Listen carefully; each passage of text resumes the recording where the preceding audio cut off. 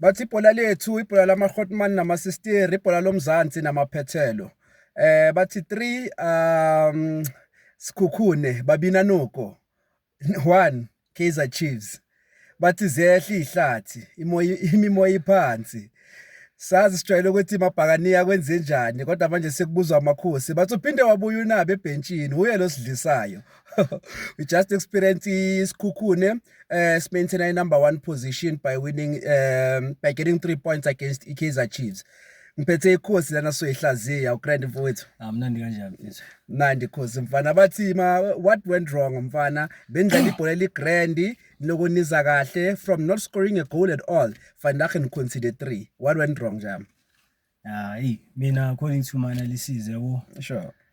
Ucoach yenza udrop ama-player crucial Vandag and manje you can't improve player elisha umakhathi ubuya from injury umfaka starting lineup yabo yenza isense akakabigina akakayibambi match fitness yabo drop ukwinika la and isibonisile ukuthi yabo lama drop lama changes awenzile futhi umunyane mekangekho right back so every ball like amabhola amawale end up behind ama defender wethu all the time aba defender babheke against amapalo wabo so I can say that was one of the problems Vandag. Because we know ukuthi uBradley Grobler is one of the good players, but are you saying if mhlambe bekhona ukwinika because usayibambile le giya usayibambile momentum bese ubona umehluko because uGrobler was winning all the balls lapha?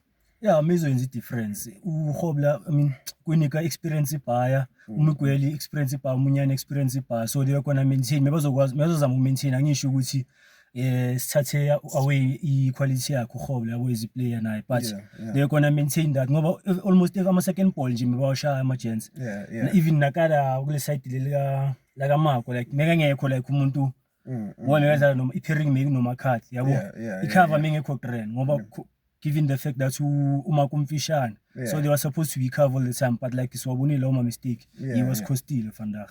All right so siqeda ukudiscuss ama defender but also there's you didn't create much chances Vandag njoba ngisho ukuthi the ball leli ulidlala for the first few games selishintshile Vandag we saw Sirino aqala baze bamkhipha. What did you think of his game Vandag?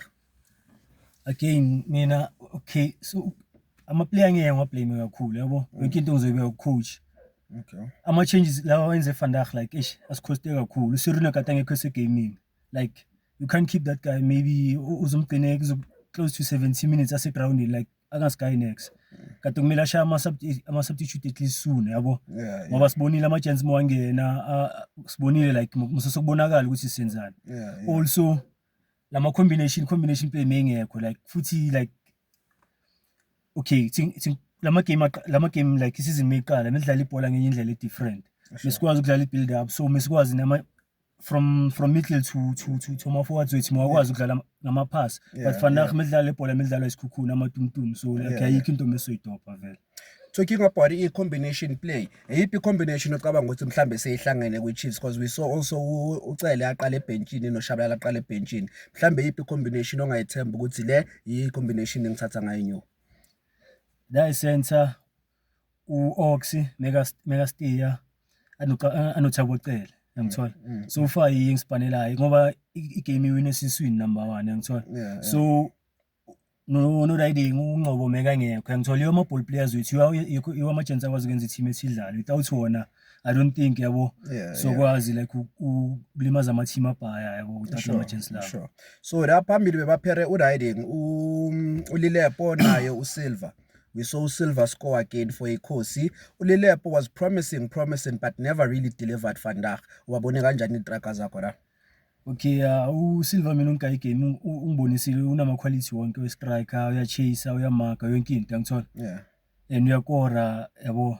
2 goals so far ngithola since season iqale in 2 games. So sibonisa something. uLilepo for me uLilepo feli iplayer elifaka ipressure ikhathaza ama defender but you can't really rely on him ukuthi angakunela ama game lo muntu ngithola mesibheka ama goals wakhe or ama assist wakhe well he assisted today but like khona izinto ezishodayo look at uVilakazi when he came in like yabo ama key passes awashayile khona amafala wa createile create khona umuntu otholile card because of yena wenza ama problems apha for defense even amanye ama team akadlala nawo like he creates a lot of problems for defenders so you can't really mfethu sidlalisa ama-player afana nabo-Lepo 90 minutes kumele bagame ama-just chance ngithola. Yeah.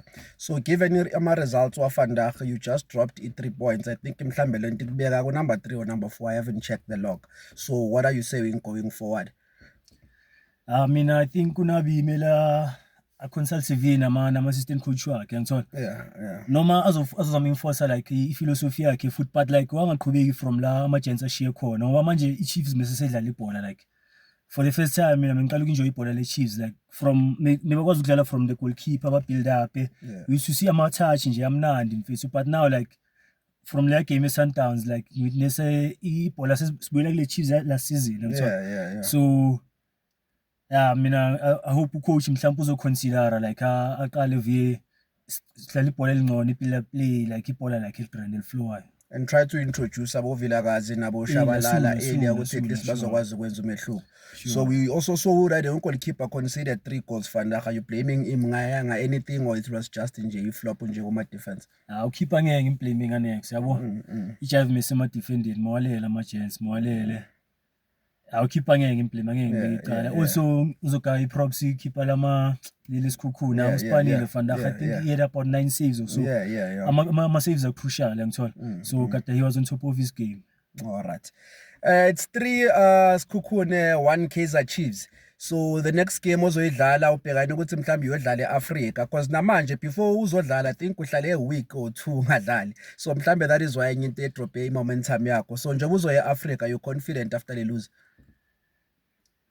Mina confidence incane ngithola. Sure. Given the last 2 games sidlalile. Yeah.